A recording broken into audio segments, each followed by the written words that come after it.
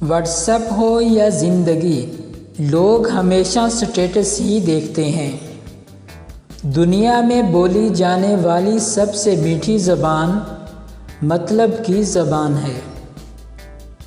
اپنوں نے ہی سکھایا ہے کوئی اپنا نہیں ہوتا۔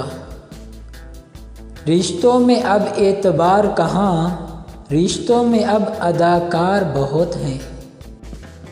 افسوس یہ وہ معاشرہ ہے جہاں لوگ گند اٹھانے والے کو گندا سمجھتے ہیں۔ جو ساتھ بیٹھ کر ہنستے ہیں وہی تو سانپ بن کر ڈستے ہیں۔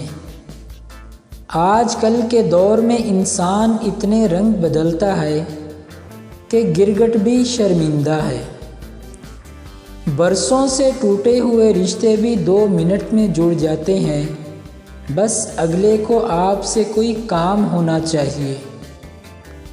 بھروسہ صرف رب کی ذات پر کرو، کیونکہ لوگ توڑ جاتے ہیں یا چھوڑ جاتے ہیں۔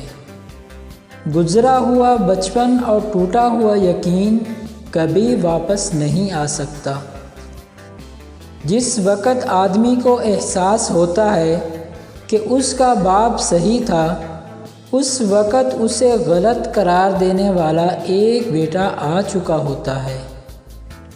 جس نے نبھانا ہوتا ہے وہ 1000 غلطیوں کے باوجود بھی معاف کر دیتے ہیں، اور جس نے نہیں نبھانی ہوتی وہ ایک غلطی کو ہی بہانہ بنا کر آپ کو چھوڑ دیتے ہیں۔